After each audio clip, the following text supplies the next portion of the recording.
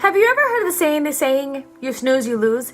But it's actually completely wrong because it's completely the opposite. It's if you don't snooze, then you lose. No, seriously. Did you know that one of the most critical aspects of keeping our body regulated and balanced and keeping the inflammation low is not what happens during the day, but it actually what happens at night. Now get your mind out of the gutter. I know what you guys are thinking, even though that actually is a little bit important too. But I'm actually talking about how we sleep. Because as a mother of 4, I completely get you. I know when somebody talks about getting a good quality sleep, I chuckle underneath my breath. I'm like, she probably doesn't have children. And then I'm like, foo-fooing it off. I'm like, I can't get sleep. I have kids. I have people hitting me in the head and hitting their arms on top of me and sleeping with me on top of their bodies. How can you sleep in that situation? So I completely get you. And my so favorite is especially when you put the kids to bed. That's like the best moment ever. You put the kids to bed and then you're like, I'm gonna snuggle up right here, get your work done, get your laptop or watch a movie, because if I felt like if I fell asleep with the kids, it's like my craziness doesn't end. You wake up with craziness, you fall asleep with craziness. It's like an ongoing cycle of craziness. So, can you tell I'm a little pro at this? I completely understand where you're coming from. Especially with my baby being 3 and my oldest being 11, now I can sort of start to contemplate some sleep and not chuckle at every idea. But again, even when it was really difficult for me to even get a good quality sleep with the kids hitting me and, husband waking me up for certain different things and, when somebody needed to go to the bathroom for potty or somebody's foot is in my face, I was still able to keep it a priority. Why? Because while we sleep, our body is able to do all those important tasks like removing toxins, leading, because if it doesn't do that, it leads to hormonal imbalances and, inflammation. So even though I completely get you, most of us try to scrape by as little as we can, especially sleep-wise. But getting enough sleep normalizes your cortisol levels, it improves your memory, it helps control your weight, woohoo! I love that kind of weight loss, and overall lowers inflammation. Because while we sleep, our body doesn't consume much energy.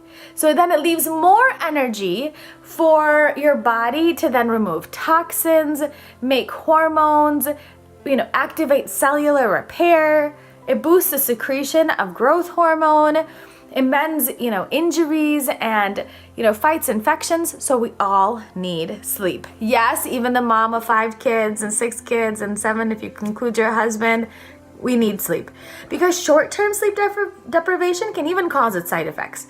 That gives you get symptoms of tiredness and irritability and decreased your quality of life and attention deficit issues and anger and, anxiety, and then makes you susceptible to performance issues, and alertness is problematic and decreases your appetite and because of the fact that it actually stimulates the hormone called ghrelin, which is a hormone that tells our brain are hungry, and this suppresses the hormone called leptin, which tells the brain that we're full. So then it holds onto fat, and so therefore we start to gain weight.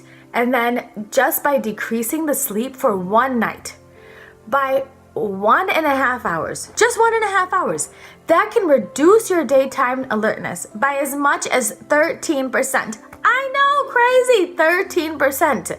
Because sleep really helps to regulate most of the hormone production.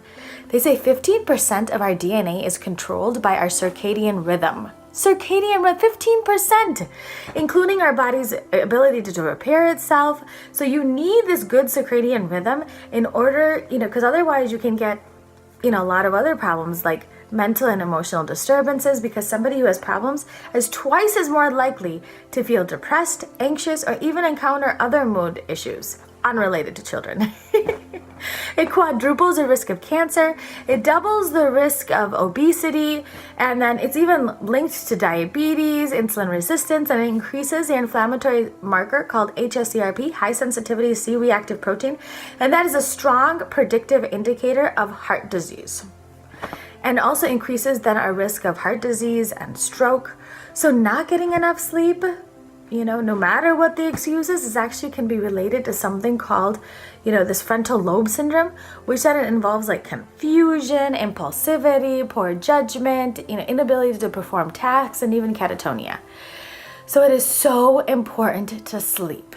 And we literally need sleep to heal. Now that's my kind of healing. Healing in my sleep. So join me next time as we discuss how we can optimize your sleep despite being a mom of 4 or having crazy kids or crazy life or cats or whatever. So despite your crazy life, we can optimize your sleep. So find out more next time. And remember, that you can always find out more at holisticmommd.com and watch out for my new course. Yay! Real healing for real life.